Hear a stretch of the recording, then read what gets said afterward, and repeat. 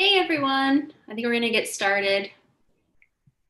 I'm Jen Sova, a first year student in the MFA in Visual Studies here at PNCA. Welcome to our Fall 2020 Graduate Lecture Series. We're happy to start the year with a video playlist screening from multidisciplinary artist Rami George. Rami George is an interdisciplinary artist currently living and working in Philadelphia. Their work has been presented in exhibitions and screenings at MIT List Visual Arts Center, Cambridge, Anthology Film Archives, New York, Center for Contemporary Arts, Glasgow, Grand Union, Birmingham, the Institute of Contemporary Arts, London, the Institute of Contemporary Art, Philadelphia, Lux, London, the Museum of Contemporary Art, Chicago, and others. George received a BFA from the School of the Art Institute, Chicago, and an MFA from the University of Pennsylvania. They continue to be influenced and motivated by political struggles and fractured narratives. Thank you so much, Jen, for your introduction. And I'd also like to thank Sharita Towne, Mac McFarland, Jesse Spies-Werner for their collaboration on this screening and Q&A. And also thanks go out to Weston and Effie for their technical support.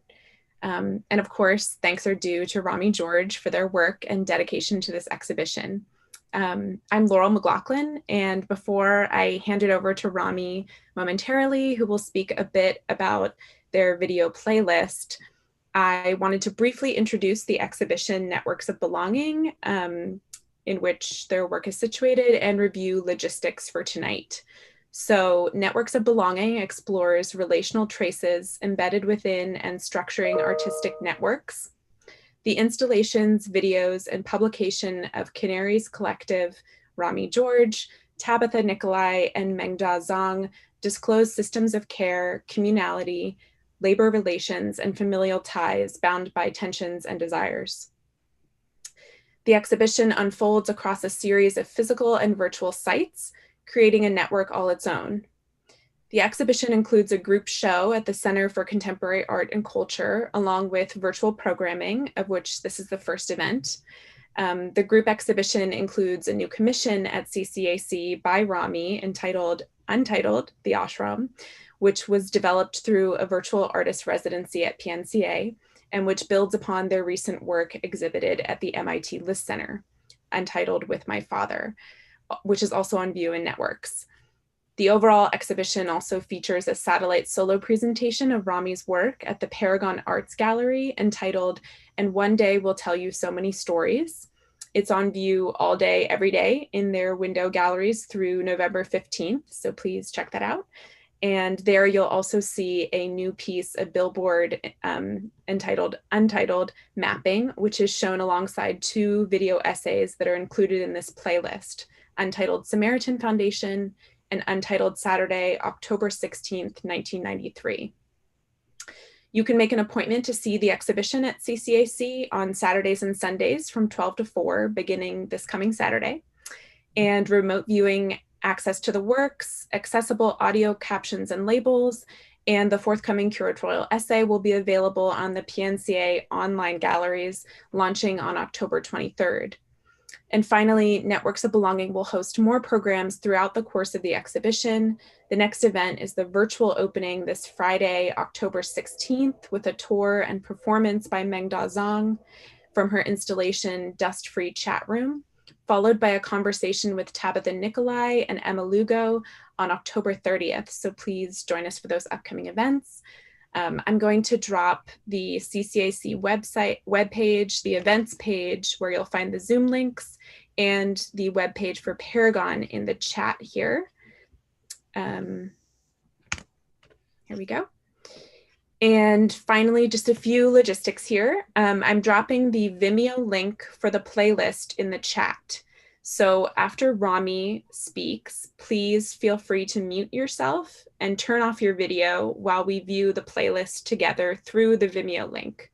We'll rejoin at about, I'd say about 7 o'clock for a short Q&A and audience questions afterwards. So I'm gonna drop this in the chat here. And please welcome Rami. Thank you all. Thank you for those that are here. I want to reiterate the thanks that Laurel said to everyone in this room and inviting us. And an extra special shout out, of course, to Laurel for doing so much work to make this happen, especially since the world shifted some things around and everything went remote. And Laurel has basically been my eyes and ears in Portland, which has been a blessing and a gift. And thank you, PCC Paragon, for this extra opportunity. It's mentioned, I grew up in Portland. This is my first time exhibiting in Portland, and it feels like such a blessing to kind of show a bunch of work that is around my life and my time in Portland. So the playlist today is something that I created in advance of my exhibition at the List Center. And it was kind of meant as this sort of program to maybe get people up to speed in terms of this ongoing research that I've been doing for 7 years now around this New Age intentional community and or cult, depending on how you define it, called the Samaritan Foundation that my mother was involved with in the early 90s and kind of is this tumultuous part of our history. So the playlist includes 3 videos of my own, 2 that are directly related to the Samaritan Foundation, and 1 video that was made a little bit before I actually started this research, but I included it because it feels like it was talking about all the same things without knowing the names or how to kind of speak about it. Then there's also a lot of kind of public media around the Samaritan Foundation, and it closes with a short film by the late experimental filmmaker, Chicago-based Alan Ross, who was part of this community, and you'll find more about his story throughout the many clips. But we have this kind of twinning narrative that is something that I'm interested in. So the playlist is like 41 minutes and 30 seconds. I hope you enjoy. We'll have time for questions. There are captions underneath. They're like half captions. They're just the text. There's not music translation, which is something I need to work on, but they're there if you need it, and it's optional on Vimeo. And so we will see you in 41 minutes. Thanks all.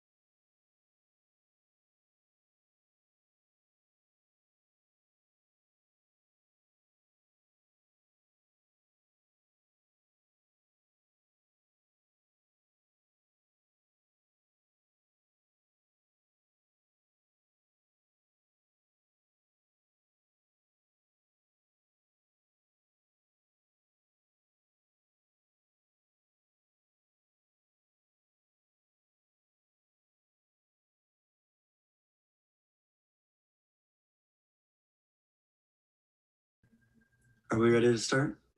Yeah. Okay.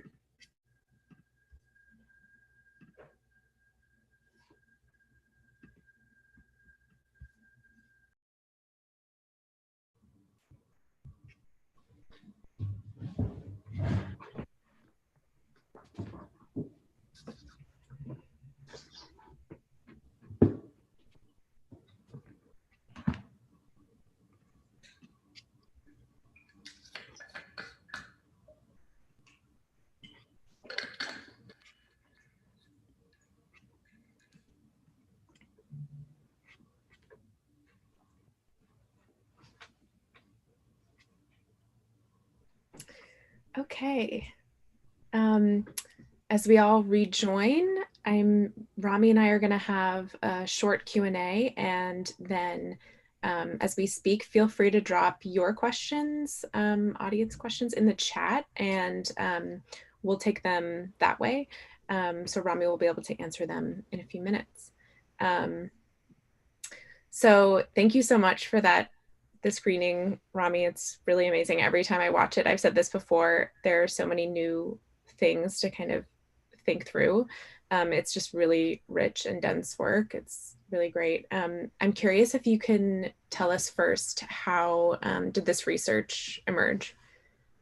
Yeah, so I mentioned that I've been working on this for 7 years. It emerged by Facebook. I was at an artist residency in Wisconsin, and I was intending to work on a project around queerness in the Middle East, which are two other kind of pillars of my practice. And then I was kind of doing some computer cleanup, discovered this Facebook other inbox from, I guess, people you don't know or things like that. And this amateur historian from Oklahoma had written to me, knew my name from public media, from this newspaper that is, part of this work, and just wrote to me asking if I was the child of these people, if I remember this experience, if I wanted to chat. And at first I was like feeling not ready. And then I was like, well, this is a sign I should just start. I always knew that I was intending to work on it at some point. And so that felt like a motivation. So then, I got in conversation with this person. He shared a lot of information with me. And then I also just Googled the group for the first time, and I found a lot of stuff because there was, these two kind of media moments, one being our custody battle, and then of course the bigger one being the kind of disappearance and ultimately discovering the murder of Alan Ross. So then that started the research, and then, since then I've been kind of picking away at the project in these very different kind of tentacles. It's a multi-layered beast. And I think in my practice, I'm interested in, picking away at small things and then letting them sit next to each other. So that's kind of been the strategy. And then, that's the strategy that's part of this program. And it felt befitting for the way that I've been working with this project. Yeah, that's great. And you might have already answered this, because we've talked about, you just mentioned kind of how it functions in tentacular ways. But I'm curious, you've also mentioned this playlist functioning as kind of a series of footnotes that seem to structure the other works. So I'm curious if you could talk about that a little bit. Yeah, I think that I've been thinking about footnotes a lot, or I like to think about them. I like to think about like essay as a form, and obviously I think you can tell that I like video essays a lot. And those are the kind of way that I've accessed video for the most part. And in other kind of photo projects, I've tried to work through this, thinking about what is a footnote and kind of those like tangents or those asides or those kind of the extra information that sometimes is the best information. So with this project, when I Googled it, I found out all these media investigations, this made for TV drama, this like, bro-y ghost hunter episode, all these things. And they felt like these little moments that I could kind of hold together, that in a way they're all trying to say a similar thing, but they're all doing it differently. And I think similarly, I'm trying to say maybe something similar, but my strategies I think are very different. And I want to, intentionally so, and I want to use things that are less judgmental and less kind of salacious and less those sorts of kind of, drives that are part of the, more popular culture motivations. So then I like to kind of, have them sit next to each other and have them, all of this content, of course, informs the work that I'm making. And so to kind of offer it up as footnotes, as tangents, as kind of a preface for other work. But in some ways, I could see, or I can see like the recent work just kind of folding inside of itself. So this playlist, absorbing everything that kind of keeps coming from this. That's great, yeah. And in so many ways, this playlist also delineates a lot of the research methods that run throughout your work. And so I'm particularly curious about your form of autobiography, which Selby Nimrod really beautifully outlined in the show at MIT Listener. And I'm curious, what is autobiography for you, and how does it manifest in these in the video essays, which were a part of this playlist, but kind of also the playlist as well? Yeah, I mean, I appreciate the mention of Selby, who was an amazing curator to work with and collaborator in many ways.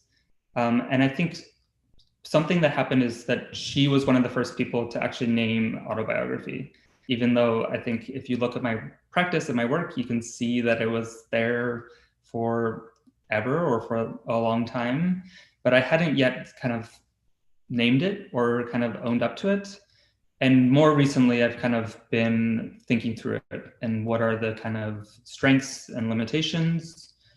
For me, I think that why I've resonated with autobiography and why I've kind of gravitated towards it is that it allows me to sit inside of a place that I kind of have firsthand knowledge of.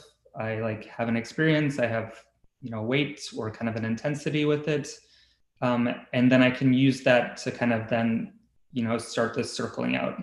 And that, of course, my autobiographical moments are hyper specific and they're hyper kind of media focused in many instances, but they're also shared experiences. There's experiences with, custody battles or the loss of a parent, either temporary or permanent, or kind of proximity to religious intensity or cults or all those sorts of things. So I've been interested in kind of, acknowledging my own upbringing and my place in the world, and then using that to kind of tap into larger kind of political and social and historical kind of access points.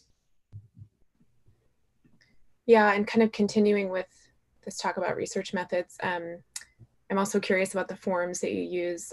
You work with memory, your own, and then that of others, conversations with family members, archival materials, you draw upon heavily collected footage, familial ephemera, and also internet searching tools, which it's great to see the kind of Google Street View and moving along in one of the works. And I'm curious, how does the embodied research, such as memory or the conversations with family, sit next to the more kind of quote unquote academic methods, such as archival research? Yeah, I think it goes back to this question of autobiography. And for me, I've found that the most interesting work that for me to make, and also work that I gravitate towards, is work that kind of holds both, the personal and the political. And so that to kind of also that holds kind of emotions and lived experience within these kind of bigger systems and bigger kind of social changes or dynamics. So I like kind of using them together and holding them together. And even when I'm kind of in an archive, most of the work I've done in archives have been in queer archives, where I think there is perhaps, and I can't say this for sure because I haven't gone to many of the formal academic archives, but there's a slipperiness in queer archives. There's kind of a holding of a lot of things and a lot of personal anecdotes and memories and kind of personal photos and ephemera and erotica, because those are part of that kind of sphere and world. And that to me is super important. And it's also something that kind of funnels back to my work around the Samaritan Foundation, that I'm interested in, the childhood photos and the childhood drawings that with distance relate or don't, or kind of start a conversation or extend a conversation. So all these things like feel interesting for me to kind of hold together and offer up, simultaneously or in sequence or in tandem or in conversation. Yeah. Yeah, thanks for that. That was a great answer. I'm also curious about if you could speak a little bit about this new work that you're working on, because as you've kind of outlined, the video playlist plays into, the extant works, and now I'm kind of curious about its relationship to this new work, Untitled, the ashram. Yeah. So I think first, like the video playlist really led to this recent video, Untitled with my father, which I created for the MIT List Center, and which is also part of our show Networks. And in that, I kind of revisited an early conversation, or actually the first conversation I had with my father about our experience and our time with the Samaritan Foundation. And of course, it's from his perspective. So there is my mother's kind of story. In many ways, I keep circling around that. And that's, another conversation of how I want to access that or touch that. But I think the reason that I created Untitled with my father was the invitation to exhibit in Cambridge, which is 20 minutes away from my home in Somerville, my childhood home. And so at your invitation for my first exhibition in Portland, I was really interested in, again, finding that access point. And so thinking through why we moved to Portland, which is to follow this ashram that my father has been a part of for nearly 50 years. And I think also with all this work that I've made around the Samaritan Foundation, I've really been invested in troubling these ideas of cult, and these ideas of good and bad, and these ideas of what an intentional community is and means, and when they go too far. I think there's a lot in there, and there's a lot of gray area, and there's a lot of good and a lot of bad. So at this kind of prompt to return to Portland, I wanted to think about this other community that I always associated with. I always associated Samaritan Foundation, cult, bad, ashram, good, not cult. And I was interested in kind of just looking into that. And so starting this kind of story.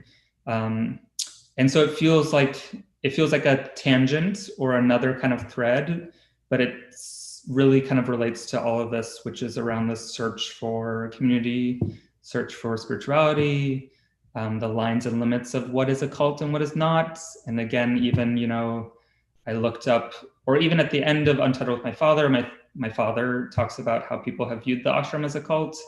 And then even, this time when I finally Googled the ashram, I found them on cult awareness websites. And so it became clear to me that, those lines are much trickier and blurrier. So for this work, I was supposed to come to Portland and be in residence and, do it live. Things got shifted around. We figured out a remote kind of process. And I've, been having a lot of fun conversations with my father and really kind of learning each other more. And so this new work is based around a fun conversation with my father where I ask him about the ashram. And it uses strategies that I'm familiar with that also work well in times of a pandemic. It's kind of like I had already prepared myself for this in my practice in many ways. So I have collected footage from friends, including Laurel. I also have some Google searches and some family photos and close things like that. And I was trying to kind of understand this other community that is also such a catalyst for myself, my upbringing, my family, the ways that we kind of exist in the world. Yeah, thank you so much. We're thrilled to have it at CCAC. Really excited for everyone to be able to see the work. So definitely come on Saturday and feel free to make that appointment. And now I guess I'd love to move into the audience questions. We have a great one from the group, sourced from Sharita Towne's group. She's with some MFA students. So can you talk about the process of writing the narratives and the relationships to memory, fiction, journalism, speculation? Sure. So I think writing is a part of my practice. And it's prior to kind of really digging into visual making, essay writing was kind of important to me, experimental essay writing. And so I think all those things kind of translated and kind of carried over into the visual and into the video kind of narratives and video essays. So there's one video untitled Saturday, October 16th, 1993 that I did not write. That is the newspaper article. It's being kind of retold or reperformed by my best friend from high school, amazing actor, Cassidy Slaughter-Mason. We went to Grant High School in Portland, so some other connections. In that, it was more for me to kind of access these other parts of this newspaper. So I wasn't kind of playing with the story, but I was allowing the story to kind of be as it was told, but maybe complicating it with the imagery. In terms of the Untitled Samaritan Foundation, which is, this Google Maps around the building, I was really interested in the history of this building and how my own story kind of gets wrapped up in that. And so, all those tools that we all use, which is Google, Wikipedia, YouTube, those all I used all those things, pulled all this pre-existing content, and then did, do my kind of swerves and edits. In that work, I think you can kind of hear it, that it's, for the most part, maybe 2/3 or 3/4 is kind of the history of the building. There is a moment that I inserted talking about Donna Hebb, the former member of the Samaritans. That wasn't ever kind of in the content that I was reading, but I felt like it was worthwhile to kind of put in. And then, of course, I end it with my own kind of memories or recollections in the eye. And I liked this, again, like experimental narrative, experimental storytelling, the ways that art, you can be a little slippery. And that slipperiness doesn't have to be deception or lies, but it can, hold difference and hold something kind of weird and interesting and unique. So those are the kind of tools that I'm interested in. And I'm interested in kind of, holding fiction next to nonfiction, holding journalism next to speculation, kind of putting them side by side and hoping that does something different than just kind of the journalistic story or just kind of a fiction story. And I have a question based on that question, so I'm just going to throw it in while everyone else perhaps thinks of anything else that they'd like to share. I'm curious about the effective process as well. You kind of hinted at this, but these stories are obviously intimately related to your life and your family's life, and then including people that became friends and confidants. So I'm curious about the effective process of making these works. For myself, or for for myself, it's interesting. Sometimes it's very easy and pleasurable, and other times it's very intense. And I think the intensity I've found happens usually after the making, usually in the kind of presentation and kind of hearing something loud for the first time and hearing something in the space for the first time.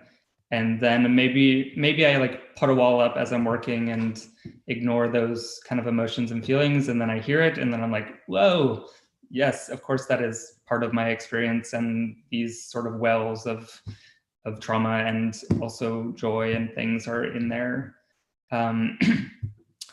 So yeah, it's like, it's a little bit of everything. But I think, again, that I've found that autobiography is a really kind of interesting zone for myself to kind of sit inside of and work through.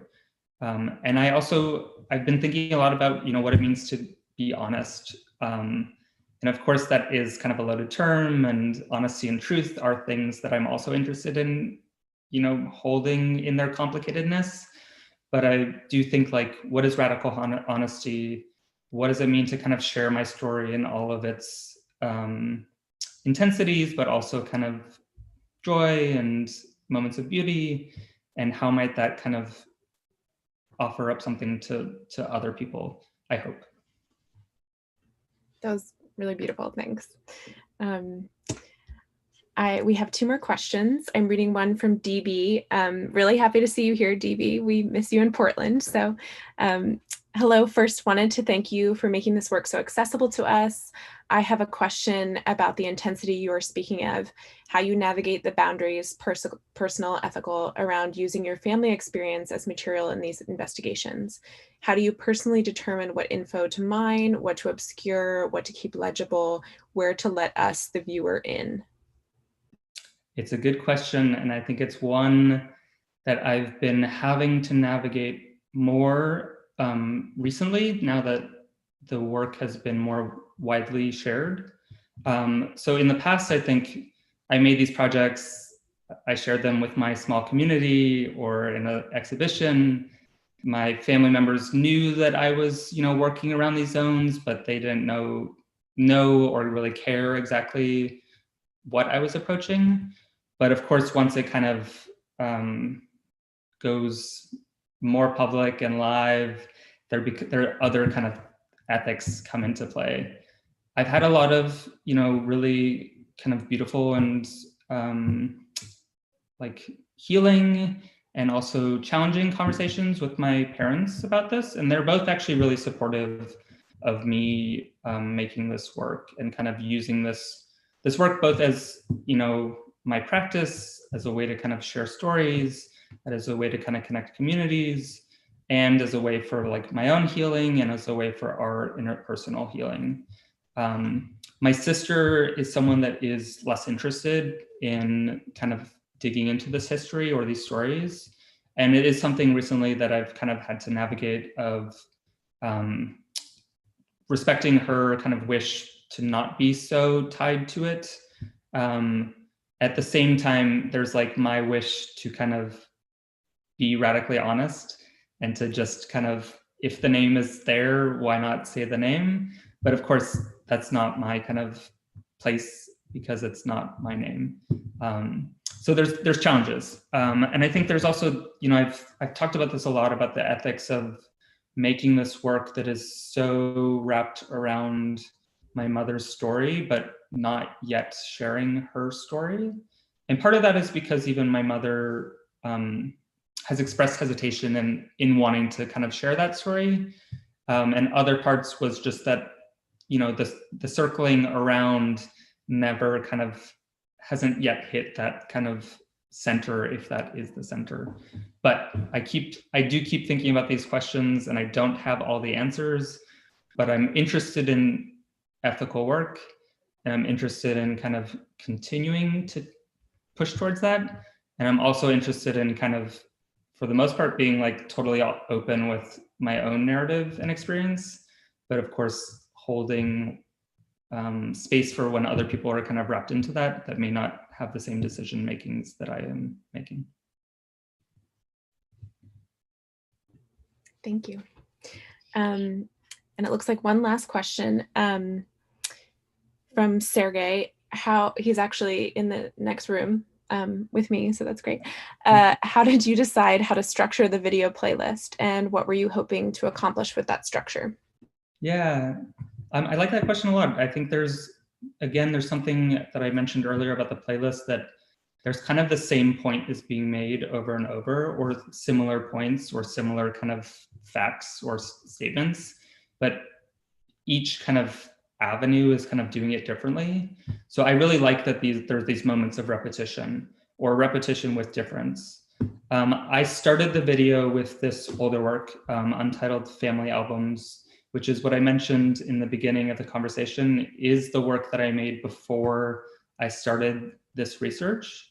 But kind of, in that work was finding my parents' family albums in our basement for the first time. And that, of course, is wrapped up in our divorce or their divorce and our custody battle and kind of our new kind of family unit and model that did not kind of, have those objects elevated in our kind of public space.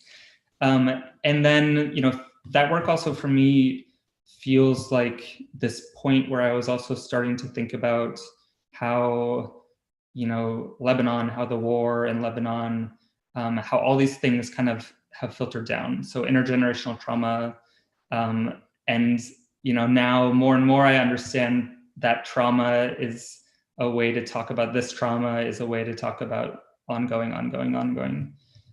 So I wanted to start there, and then I found a clip of Linda Green, dowsing or teaching dowsing. I liked to kind of have her voice, be present as her voice is without kind of external, judgment. And then it kind of goes into all the other content that exists around the community, which is very highly external judgment. And then my own kind of work that kind of gets filtered in, I was interested in kind of building this narrative that speaks about the kind of events that transpired and speaks about Alan and his disappearance. And so there's kind of maybe there's like a looping or something that happens throughout the work. And then I wanted to, this is still something that is ongoing, that I want to find a way to speak more about Alan Ross and to speak more about our shared story and experience. One such thing being both having lived in Chicago, both having gone to the School of the Art Institute of Chicago, both being kind of experimental video film makers.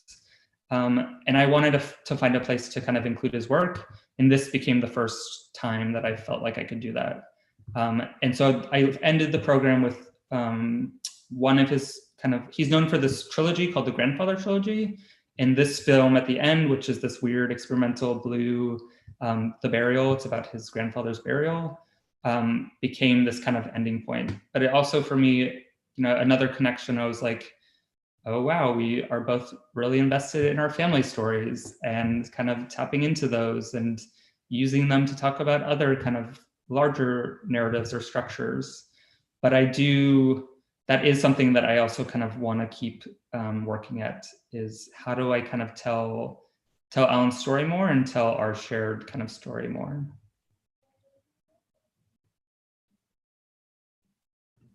Yeah, that actually seems like a great, oh, here we go. I understand better now, thank you. Great. That also seems a great place to end, because you're kind of talking about structure and this idea, tangentially thinking about networks. So that's just kind of a reminder. Oh, 2 questions in the Q&A. Thank you. Oh, I didn't see these questions. Oh, great. Then we're not going to end right now. We'll take these. Here's one from Mac. This is, what is your process for determining how to display the works in a gallery? Do you screen the works at film and video festivals too? Yeah, I do both. And I think often I make work usually with like a gallery in mind, but then I really, after it's kind of presented the first time, I really like letting it maybe, grow up and exist in the world in any kind of space that it is desired. So I have screened in screenings, and even, the opportunity at the list happened because Selby Nimrod saw my work at a screening, and she saw Untitled Saturday, October 16th, 1993. So there are these connections. And recently, I've been really invested in kind of finding architectural structures or interventions to house my films or videos within the gallery space. And it's something that I think I really found form with the exhibition at the List Center. And it's something that we're also using for our exhibition at CCAC. And in that, I've been interested in kind of temporary walls, temporary structures, things in kind of transition, things that kind of take notes or reference to kind of building or process. I've been really kind of invested in half-finished things, so kind of raw wood on one side and painted whatever, drywall or wood on the other. And I think it's, it's partially like we've had discussions around it related to kind of memory or psychology or those sorts of things. And then it also is perhaps related to my father being a carpenter and kind of finding another route to access that. But those sort of strategies are things that have been more recent within the last handful of years, and something that I've been really kind of working through within kind of the gallery spaces. Yeah, it's great to see that in the gallery space, because all of the it taps into all the liminalities that are also in the works themselves. And we actually, based on your wonderful way of kind of putting that your research taps into also these slants and tangents, the work in the gallery is on a slant, and kind of alongside that rough wood and then finished side is kind of really lovely. And so we have one final question. It's about another work, which is great, because I'd encourage you all to look into Rami's other work as well. But this is more about something Rami said earlier, so feel free not to ask the group, but we're going to anyway. I'm curious, Rami mentioned their work in queer studies within Middle Eastern communities. I'm wondering if they've found a difference in queer archives within the US versus Lebanon or the Middle East. If so, what are some ways in which they differ? And this is from Kyle Colmia. Nice. So I haven't actually worked in queer archives in the Middle East, and I've only actually worked in one queer archive in the US even, and that's recently in Philadelphia. I think prior to that, though, this idea of an archive has been super kind of significant to my work. And by that, it's, a collection, it's an accumulation, it's holding of kind of discarded materials and ephemera. And so like most of my practice is built around my own sort of archive or collection that I've just accumulated over the years. Specifically, I mentioned this, for a long time I had avoided, okay, well, the backstory is my mother is from Lebanon, from Beirut, which is mentioned in this work. She left during the 15-year civil war. She fled to the US, and she married my father for political reasons to stay. They fell in love, they had kids, etc. So this kind of half Arab status has been something that I've always kind of navigated. Of course, my name is very much a mark of that, my skin tone. I remember growing up in Portland and always getting the question, where are you from? And that was, something that I was navigating, and I would always offer up my white side first and then, tell them Lebanese, and they're like, oh, that's what I was asking. But, long way to say that for a long time I had avoided returning to the Middle East because I had found my sexuality and my queerness, and I was afraid that it wasn't going to be okay there. And so then, in 2012, after I finished my undergrad, and I met, a Lebanese native, and she's like, nope, we have queer people in Lebanon, just come, explore. It was the excuse to kind of return and revisit, and it was a search for queerness, and where was it always kind of hiding in plain sight? How could I access it, and how could I not access it as someone that is certainly a foreigner and a guest and a tourist? And this is something that I talk about in another work called My Mother and Her Sister Always Argued in Arabic. I never understood what was said, which Sharita kind of mentioned at the beginning, where I kind of was grappling with my loss of language. I don't speak Arabic. And a big part of that is because of this Samaritan Foundation kind of experience, that our mother was absent for years, and then the kind of learning of a new language was not kind of top priority at the return. So all that is a long way to say that I actually don't know, so much about queer archives in the Middle East. I just know certain kind of makers that are using those. For me, it's more about an idea of that or a search for that I've been kind of invested in. That's great. Yeah, thank you so much for also pointing us outwards in that way to your other work. So I'm happy about that. And thank you all so much for your questions. I'll turn it over to Jen then. Is that right?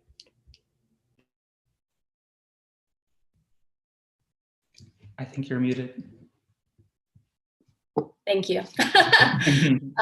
This was so wonderful. Thank you so much, Rami and Laurel, and for Sharita putting this all together, as well as a part of the kickoff of the PNCA visiting lecture series. It was wonderful to see all the works together. I was really falling into every single work back to back, and knowing the research was so amazing too, and letting us see that. So thank you, everyone. Take care and have a good evening. Awesome. Thank you all. Thank you, PNC, everyone, for hosting. And I hope that you will spend some time at the exhibition. Laurel and Mac and everyone have been putting in a lot of work, and I'm excited to see it as well. Thank you. Thanks, everyone. Bye.